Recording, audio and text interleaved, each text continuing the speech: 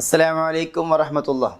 പ്രിയമുള്ളവരെ, അശുദ്ധിയുള്ള സമയത്തിൽ ചെയ്യാൻ പാടില്ലാത്ത വളരെ പ്രധാനപ്പെട്ട ചില കാര്യങ്ങൾ, ഇത് വളരെ ശ്രദ്ധയോടുകൂടെ പഠിക്കാൻ വേണ്ടി എല്ലാവരും ശ്രമിക്കണം. കൃത്യമായി നമ്മൾ മനസ്സിലാക്കൽ നിർബന്ധമായ കാര്യമാണ്. അശ്രദ്ധപൂർവ്വം നമ്മളിൽ പലർക്കും ഇത്തരം അപാകതകൾ സംഭവിക്കാറുണ്ട്. അശുദ്ധിയുള്ള സമയത്തിൽ, സഹോദരിമാർ ഹൈദുള്ള സമയത്തിൽ, മെൻസസിൻ്റെ സമയത്തിലൊക്കെ പലപ്പോഴും പല പ്രവർത്തനങ്ങളും ചെയ്തു പോകുന്നത് പാടില്ലാത്ത കാര്യങ്ങളാണ്. ഇൻഷാ അല്ലാഹ് വളരെ ചുരുക്കിക്കൊണ്ട് ഇൻഷാ അല്ലാഹ് ആ കാര്യം നമുക്ക് അവതരിപ്പിക്കാം. ഒന്നാമതായി, അശുദ്ധി ഉള്ള സമയത്തിൽ വുളൂ എടുക്കുന്ന രീതിയുള്ള സഹോദരിമാരുണ്ട്. നല്ല കാര്യങ്ങളിലേക്ക് വേണ്ടി പോകുമ്പോൾ, മതപഠന ക്ലാസ് അല്ലെങ്കിൽ ദിക്ർ ചൊല്ലാൻ വേണ്ടിയൊക്കെ പോകുന്ന സാഹചര്യങ്ങളിലൊക്കെ നല്ല കാര്യത്തിന് വേണ്ടിയല്ലേ ഞാൻ പോകുന്നത്, ഒരു വുളുവെങ്കിലും എടുക്കാതെ പോകുന്നത് ശരിയാണോ എന്ന് വിചാരിച്ചിട്ട് ഒരു വുളുവൊക്കെ എടുത്ത് ഉഷാറായിട്ട് പോവുക. ഇതൊരിക്കലും പാടില്ല. ആ സമയത്തിൽ വുളു എടുക്കൽ ഹറാമാണ് എന്ന് തുഹ്ഫയിലൊക്കെ രേഖപ്പെടുത്തി വെച്ചിട്ടുണ്ട്. വുളു എടുക്കാൻ പാടില്ലാത്ത സമയമാണ് അശുദ്ധിയുള്ള കാലയളവ്. അപ്പോൾ അശുദ്ധി കഴിഞ്ഞ് രക്തം മുറിഞ്ഞ് അല്ലെങ്കിൽ അശുദ്ധി കഴിഞ്ഞ് കുളിക്കുന്നതിൻ്റെ തൊട്ട് മുമ്പ്, കുളി നടക്കുന്നതിൻ്റെ തൊട്ട് മുമ്പ് വുളു എടുക്കൽ എല്ലാവർക്കും സുന്നത്തുമാണ്. അശുദ്ധിയുടെ കാലയളവിൽ വുളു എടുക്കൽ ഹറാമാണ്. കുളിക്കുന്നതിൻ്റെ തൊട്ട് മുമ്പ് വുളു എടുക്കൽ സുന്നത്തുമാണ് ഇൻഷാ അല്ലാഹ്. ഇനി രണ്ടാമതായി, ഖുർആൻ പാരായണം ചെയ്യുക. ഖുർആൻ പാരായണം ചെയ്യലും അത് ചുമക്കലും അത് തൊടലും ഒക്കെ ഹറാമാണ്. ഖുർആൻ ഒരിക്കലും പാരായണം ചെയ്യാൻ പാടില്ല, അത് എടുക്കാൻ പാടില്ല, അത് കൈകൊണ്ട് നേരിട്ട് സ്പർശിക്കാനും പാടില്ല. ഇനി ഒരു മറയുണ്ട്, മറയോടുകൂടി സ്പർശിക്കാനും പാടില്ല. അതായത് നമ്മൾ നടന്നു പോകുമ്പോൾ, അങ്ങനെ നടന്നു പോകുന്ന സാഹചര്യത്തിൽ ഖുർആൻ ടാബിലോ മറ്റോ ഒക്കെ കണ്ടാൽ അത് എടുത്തു വെക്കാൻ വേണ്ടി കർച്ചീഫോ അല്ലെങ്കിൽ പേപ്പറോ ഒക്കെ എടുത്തിട്ട് അത് കൈകൊണ്ട് നേരിട്ട് തൊടാതെ എടുത്ത് ഉയരത്തിലേക്ക് വെക്കുക. അങ്ങനെ വെക്കൽ പാടില്ലാത്തതാണ്. കാരണം അത് ഖുർആൻ ചുമക്കലാണ്, ചുമക്കുക എന്ന രീതിയിൽ അത് പെടും. അതും പാടില്ല. അശുദ്ധിയുള്ള സമയത്തിൽ ഖുർആൻ തൊടാനും പാടില്ല, ചുമക്കാനും പാടില്ല, ഓതാനും പാടില്ല. ഓതാൻ പാടില്ല എന്ന് പറയുമ്പോൾ വേറൊരു സംശയമാണ് കാര്യം വരുന്നുണ്ട്. നമ്മൾ സ്ഥിരമായി ചെല്ലുന്ന ദിക്റുകൾ, ഹസ്ബുനല്ലാഹു നിഅമൽ വക്കീൽ, ഇത് ഖുർആനിലെ ആയത്താണല്ലോ. സുബ്ഹാനല്ലാഹ് ഖുർആനിലെ ആയത്താണല്ലോ. ഭക്ഷണം കഴിക്കുമ്പോൾ ബിസ്മില്ലാഹിർ റഹ്മാനിർ റഹീം എന്ന് ചൊല്ലും, ഫാത്തിഹയിലെ ഒന്നാമത്തെ ആയത്താണല്ലോ. ഇതൊക്കെ ചെല്ലാൻ പാടുണ്ടോ? ഖുർആനിലെ ഏത് ആയത്തും, ഖുർആനിലെ ബിസ്മില്ലാഹിർ റഹ്മാനിർ റഹീം മുതൽ അവസാനത്തെ മിനൽ ജിന്നത്തി വന്നാസ് വരെ ഏത് ആയത്തും ദിക്ർ ആണ് എന്ന നിയ്യത്തോടു കൂടെ നമുക്ക് ചെല്ലാം. ദിക്റാണ് എന്ന നിയ്യത്തോടു കൂടെ ചെല്ലാം. എന്നാൽ ഖുർആനിലെ ഏതെങ്കിലും ഒരു ആയത്ത് ഖുർആൻ ആണ്, ഇത് ഖുർആൻ ഓതിയ പ്രതിഫലം ലഭിക്കാനാണ് ഞാൻ ഓതുന്നത് എന്ന നിയ്യത്തോടു കൂടി ചെല്ലുന്നത് പാടില്ലാത്ത കാര്യമാണ്. ഖുർആനാണ് എന്ന നിയ്യത്തോടു കൂടി ചോദാൻ പാടില്ല.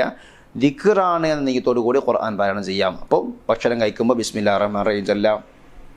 വെറുതെ ഇരിക്കുമ്പോൾ ഹസ്ബുനല്ലാഹു നിഅമൽ വക്കീൽ, അതുപോലെ ലാ ഇലാഹ ഇല്ലാ അൻത സുബ്ഹാനക ഇന്നി കുന്തു മിനൽ ളാലിമീൻ ഒക്കെ ചൊല്ലാം. ഇൻഷാ അല്ലാഹു സുബ്ഹാനഹു വ തആല നല്ല ഇബാദത്തുകൾ ചെയ്യാൻ അല്ലാഹു തൗഫീഖ് നൽകുമാറാവട്ടെ. അതുപോലെ തന്നെയാണ് അശുദ്ധിയുള്ള സമയങ്ങളിൽ മുടി, നഖം എന്നിവ നീക്കം ചെയ്യുക പാടില്ല. മുടിയും നഖവും നീക്കം ചെയ്യാൻ പാടില്ല. അല്ലെങ്കിൽ ശരീരത്തിലെ മുടി നീക്കം ചെയ്യൽ പ്രയാസകരമായി എന്ന് മുറിവ് ബാധിച്ചു അവിടെ സ്റ്റിച്ച് ഇടാൻ വേണ്ടി അല്പം മുടി നീക്കം ചെയ്യണം. അല്ലെങ്കിൽ നഖം പൊട്ടിയിട്ടുണ്ട്, അത് വലിയ ബുദ്ധിമുട്ടായി ഇങ്ങനെ നിൽക്കുകയാണ്, അത് നീക്കം ചെയ്യണം. ഇങ്ങനെയൊക്കെ പ്രയാസമായ സാഹചര്യങ്ങളിൽ അത് നീക്കുന്നതുകൊണ്ട് വിരോധമില്ല. അതുപോലെ തന്നെ നമ്മുടെ നാട്ടിലൊക്കെ ചെയ്തു പോരുന്ന ഒരു കാര്യമുണ്ട്. ഹൈദ് സമയത്തിൽ അല്ലെങ്കിൽ അശുദ്ധിയുള്ള സമയത്തിൽ മുടി വാരുമ്പോഴൊക്കെ ചീർപ്പിലൊക്കെ മുടി കൊടുങ്ങുന്ന സാഹചര്യത്തിൽ ആ മുടികൾ ശേഖരിച്ച് വെക്കലും എന്നിട്ട് അശുദ്ധി കഴിഞ്ഞ് കുളിക്കുന്ന സമയത്ത് അത് കഴുകിയിട്ട് കുഴിച്ചിടലും അതൊക്കെ ഒരു പതിവുള്ള സാഹചര്യമുണ്ട്. അങ്ങനെ ചെയ്യേണ്ടതില്ല. അശുദ്ധി ഉള്ള സാഹചര്യമാവട്ടെ ഇല്ലാത്ത സാഹചര്യമാവട്ടെ, ശരീരത്തിലെ മുടികൾ കൊഴിഞ്ഞു പോയാൽ ആ മുടികൾ എടുത്തുകൊണ്ട് അന്യപുരുഷന്മാർ കാണാത്ത രീതിയിൽ മണ്ണിലോ മറ്റോ മറക്കുക തന്നെയാണ് വേണ്ടത്. അത് എടുത്തു വെക്കുകയോ കുളിക്കുന്ന സമയത്തിൽ അതിനെ കഴുകുകയോ അങ്ങനെയൊന്നും ചെയ്യേണ്ട കാര്യം ഇല്ല. അവസാനമായി, പ്രഭാത സമയം, സുബഹിൻ്റെ സമയത്തിൽ എഴുന്നേൽക്കുക എന്നുള്ള കാര്യം വളരെ വലിയ സുന്നത്തുള്ള പുണ്യമായ കർമ്മമാണ്. അശുദ്ധി ഉള്ള സമയത്താവട്ടെ ഇല്ലാത്ത സമയത്താവട്ടെ സുബൈൻ്റെ മുമ്പ് എഴുന്നേൽക്കണം. അള്ളാഹു സുബ്ഹാനഹു വ തആല നമുക്ക് റിസ്ക് കണക്കാക്കുന്ന സമയമാണ് സുബഹിയുടെ സമയം എന്നുള്ളത്. അശുദ്ധിയുള്ള സമയത്തിൽ പ്രത്യേകിച്ച് സഹോദരിമാർ, എനിക്കിപ്പോൾ ഒന്ന് സുബഹി നിസ്കരിക്കേണ്ട ആവശ്യമൊന്നുമില്ലല്ലോ, അങ്ങനെ കടന്നുറങ്ങാറുണ്ട്. ആ ഉറക്കം പാടില്ലാത്തതാണ്. സുബഹിൻ്റെ സമയം എഴുന്നേൽക്കണം.